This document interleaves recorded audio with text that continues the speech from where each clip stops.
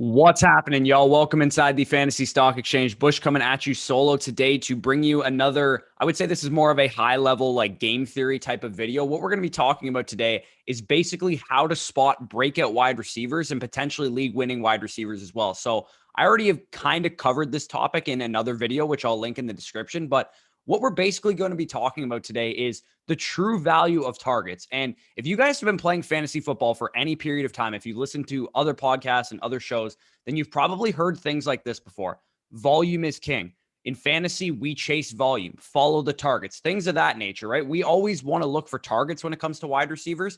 And while that is true, fantasy football is not that simple. We cannot just assume that whoever gets the most volume is going to be the best for fantasy. There's a number of different factors that we've talked about in that what makes a league winning wide receiver video. I went over situational factors. Today, we're going to be focused more on volume related factors. And specifically, we're going to be digging into volume and what types of volume and what the true value of a target is for each wide receiver in the NFL. So, like I said, this is probably not going to appeal to the masses. I understand that making this video, but this was something that I found really, really interesting and I think is really valuable information. So if you guys do enjoy this video at any point, leave a like, comment, subscribe to the channel. If you are new, we are going to hit the intro and then we're going to get right into this.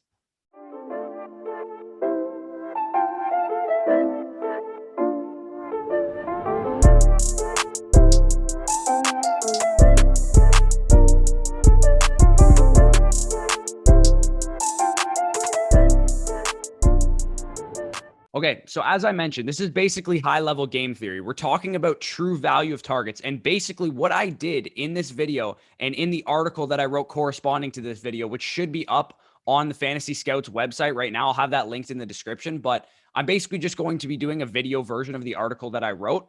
And what we're going to be doing is quantifying the value of a target. And I invented a stat, more or less, called the true value of a target. And I'm basically going to be going through my rationale for this stat and how it applies to fantasy this year. So the basic premise, as I mentioned, is that volume is not king. I have never believed this. I don't think it's true. Everybody says it all the time, and I completely disagree with them. And the reason is because when we look at the top 10 wide receivers in targets per game in 2020, and when we look at their fantasy finishes in points per game, we can see that it's not a one-to-one correlation, right? You can see at the top, we got Diggs, Adams, D-Hop, right? Those guys were phenomenal. But from 4 to 10, we had guys that disappointed relative to how many targets they saw.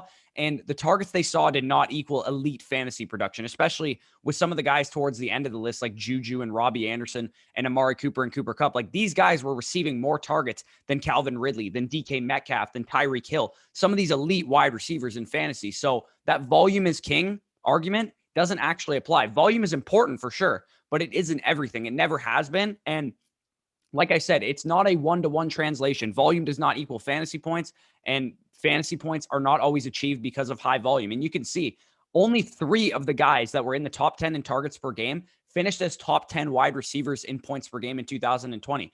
Of the top 10 wide receivers, you can see guys like Tyreek Hill and Calvin Ridley, A.J. Brown, Will Fuller, Adam Thielen, Justin Jefferson, and DK Metcalf. All of these guys did this despite not seeing top 10 volume in the NFL. And like I said, you can see that that's the opposite side of the spectrum. And it's also true. You can be an elite wide receiver in fantasy without having elite volume. So the purpose of this article and the purpose of this video was to separate and weight certain types of volume versus others. That way we can outline who can perform at an elite level and who is going to disappoint relative to how many targets they see. And the basic premise of this article is that all these, different types of targets have a different expected fantasy outcome.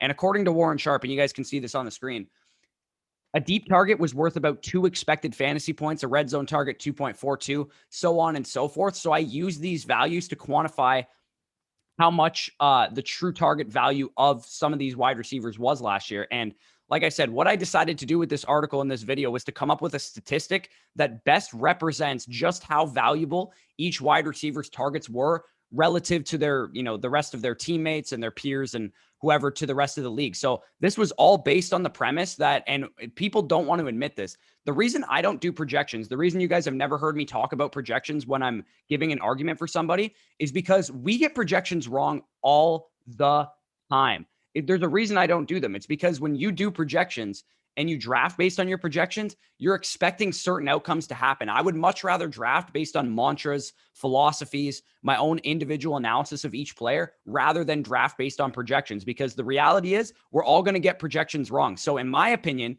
it's best practice to chase players based on what type and how efficient and how talented they are and how they get their volume, rather than simply who we project to get the most volume in an offense or in the NFL in general. So using that data from Warren Sharp that I outlined above, I broke down each type of target a player can receive, and I broke it up into 4 different buckets. So I'm going to use Mike Evans as an example because he's one of my favorite players, and I just wanted to show you because he is a perfect example of the value of a target. So as you can see on the screen right now, Mike Evans had 108 total targets last year.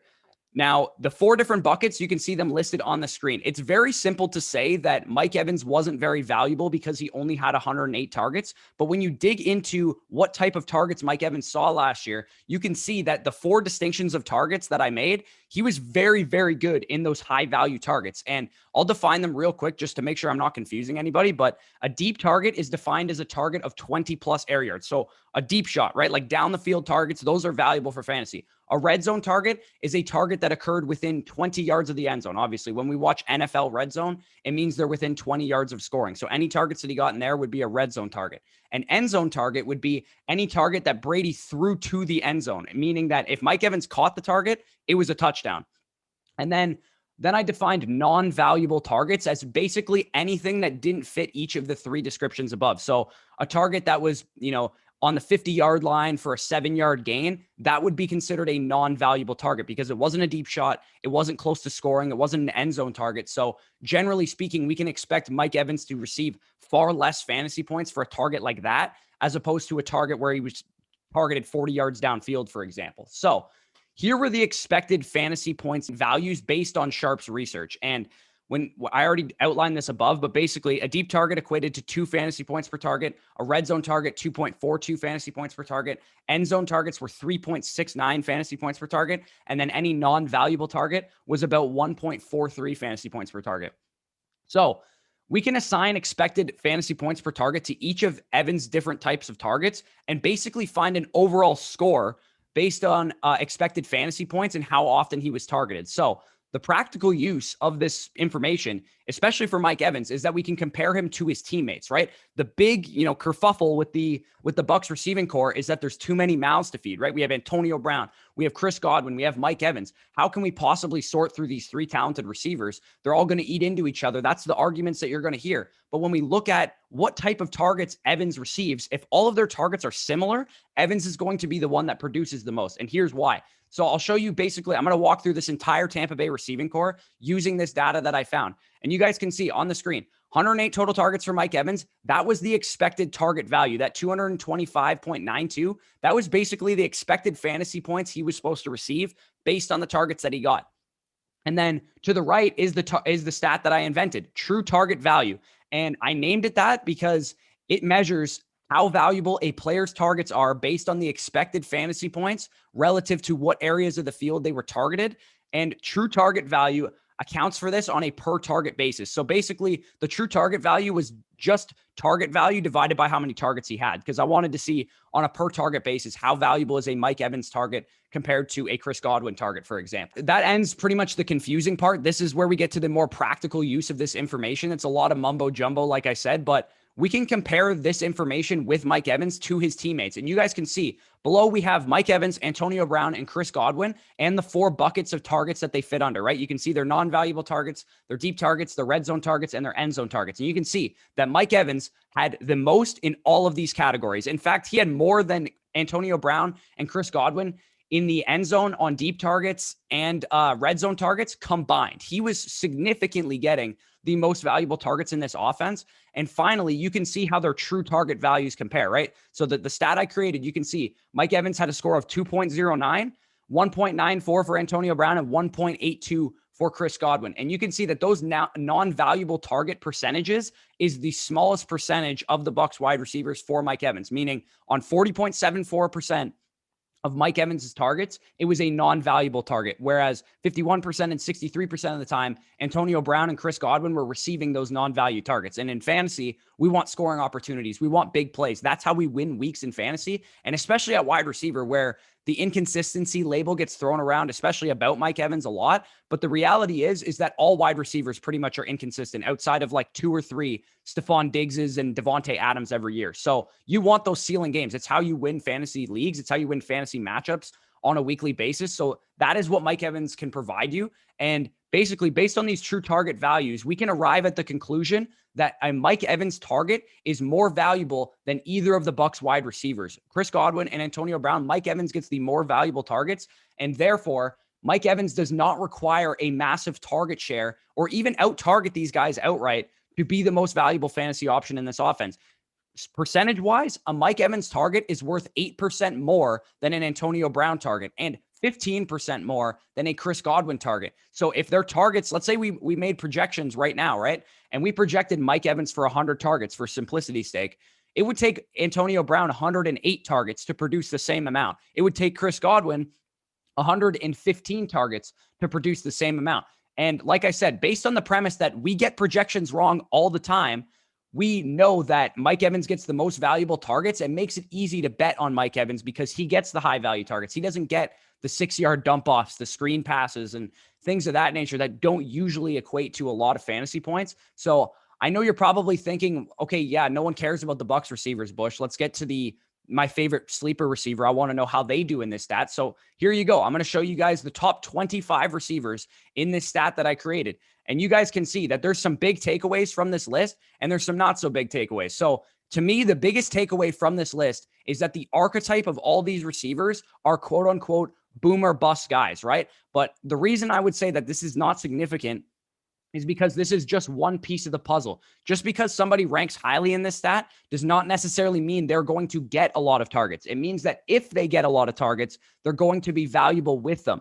And that's basically where you can see the high value guys, right? Because a lot of the guys that have finished as elite fantasy options that don't get a lot of targets are on this list, like Tyreek Hill, like DK Metcalf, like Calvin Ridley. These guys are not high value fantasy options normally because they don't get a lot of targets, but because they get high value targets, they're able to propel themselves along with their own ability and their own talent and some of the play of their quarterback. They're able to propel themselves into that elite status. So some smaller takeaways, a bit of a micro view on some certain players is the fact that Nelson Agholor ranked the #1 in true target value in the entire NFL last year. And in my opinion, what this points to is that whoever fills Nelson Aguilar's role in Las Vegas next year, whether it's Henry Ruggs or it's John Brown, is going to be valuable for fantasy because regardless of how many targets they get, even if they only get 85, 90, 100 targets, they get the high value targets in that role that Nelson Aguilar had. And my suspicion is that it's going to be Henry Ruggs, but we saw Henry Ruggs disappoint a little bit last year, so it could be John Brown as well. So those two guys, I mean, they've always been targets of mine in drafts, but they're still going to be targets of mine late in drafts, especially in those double-digit rounds. And you can see Mike Williams, his sleeper status is warranted because now he has a phenomenal quarterback and he gets the highest value targets in the offense, right? Only 40.74% of his targets were non-valuable. He gets downfield targets. He gets red zone targets. That's exactly what we want out of a guy like Mike Williams, who could go from a hopeful wide receiver 3, wide receiver 4 to a consistent wide receiver 2 in fantasy. And another guy that has been a little bit disappointing for some fantasy owners is DJ Chark.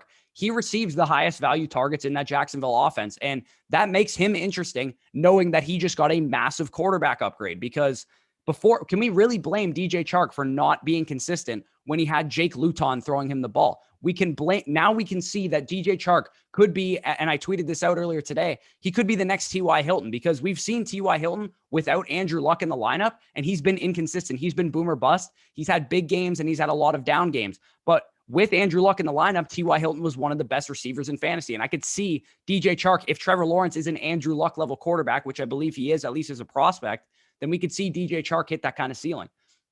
And then the final takeaway from this top 25 is that a lot of these second-year wide receivers could be in for a big jump because you can see Chase Claypool, you can see CeeDee Lamb, you can see T. Higgins, you can see Brandon Ayuk. All these guys are on this list because they were receiving high-value targets in their offense. And I'll get to Claypool a bit later, and Lamb and Higgins and Ayuk as well. But these guys, the fact that they were able to command high value targets as rookies, at like the downfield targets, the red zone targets, that is very, very impressive. And it bodes well for their success in the future. And finally, we're going to go to the flip side of this, basically the receivers whose targets were not valuable. And you guys can see right at the top of the list, we have both of the Rams wide receivers. And the big takeaway from this part of the list and the guys that didn't have high value targets is that a lot of these guys are slot receivers, right? We hear this all the time. You know, this receiver is going to be playing the slot role. He's going to be moved into the slot more. And we think it's a good thing.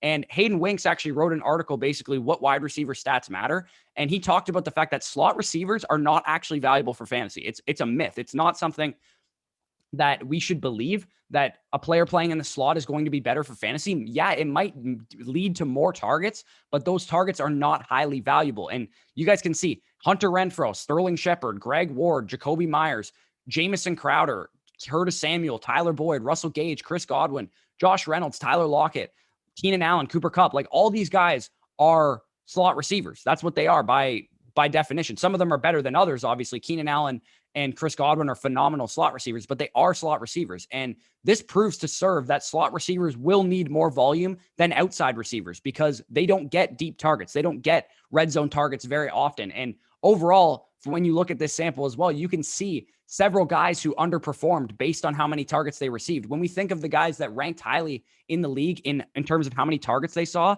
but weren't that good for fantasy, we immediately think of guys like Juju Smith-Schuster and Jerry Jeudy and Deontay Johnson and Russell Gage and Tyler Boyd and Amari Cooper, Robbie Anderson and Terry McLaurin. All of these guys could have been much better.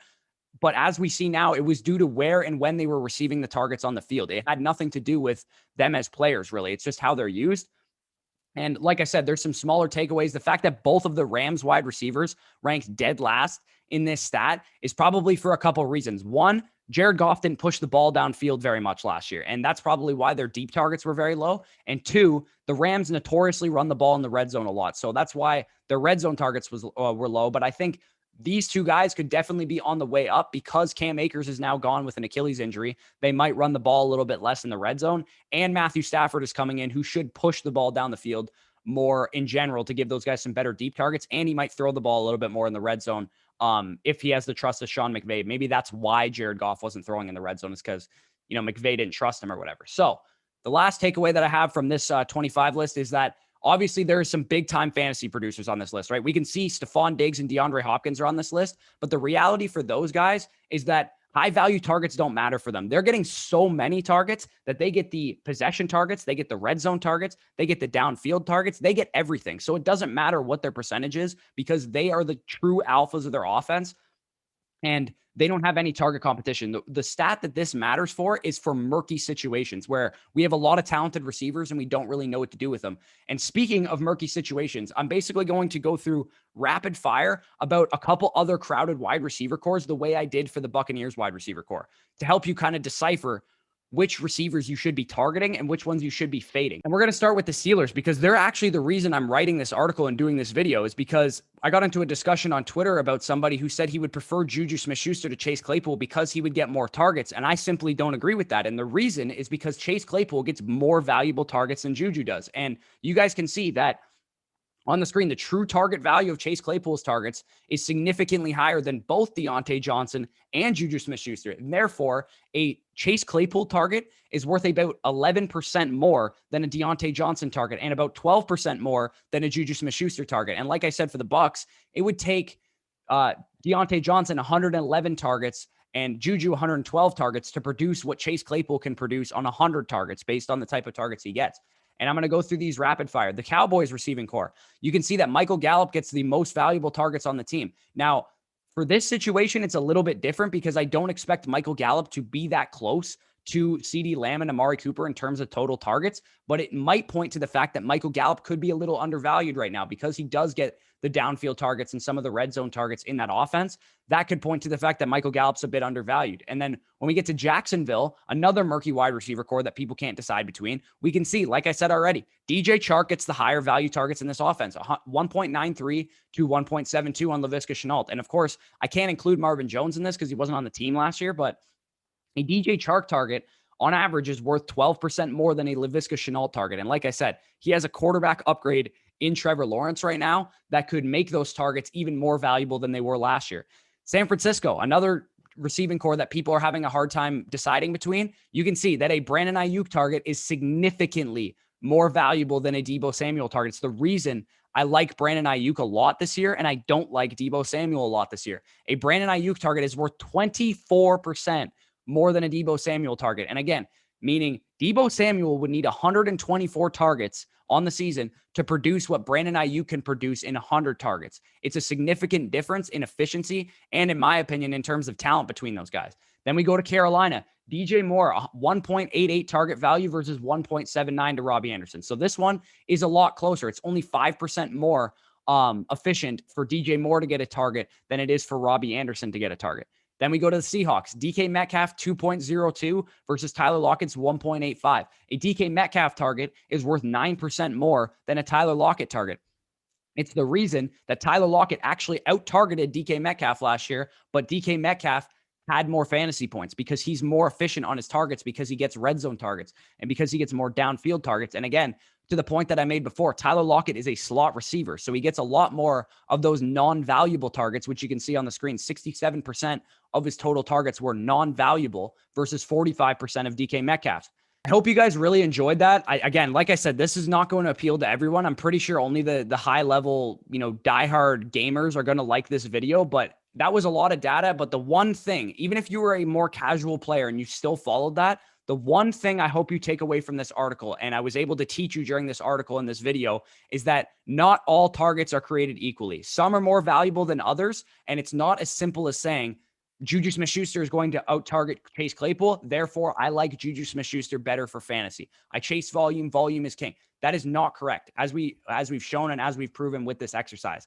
One, we don't know how many targets they're going to get, right? We can say that Juju is going to out-target Chase Claypool, but Chase Claypool was a rookie wide receiver last year. There's a good chance he commands more targets as a second-year player than he did as a rookie year. We can't just copy and paste what we saw last year and assume that's going to happen, especially when one of those players was a rookie. And two, Juju would need to significantly have more targets than Chase Claypool, as I said, to outproduce Chase Claypool. So all things being equal, we know Claypool gets the higher value targets. If we think they're going to be similar in terms of how many targets they're going to get on the season, give me Claypool every single time, twice on Sunday. So I hope you guys enjoyed this. Like I said, if you did enjoy this, I'll probably leave some kind of spreadsheet like this in the draft guide. If you own the draft guide, you can go in and conduct your own research. As always, with our draft guide, you can use it to conduct your own research. So if that's something you're interested in, you can get our draft guide by depositing on Underdog for $10 only. You'll get a $25 match back to play with, and you'll get both of our draft guides for free just for signing up and depositing using our promo code FSE. Link is in the description for that.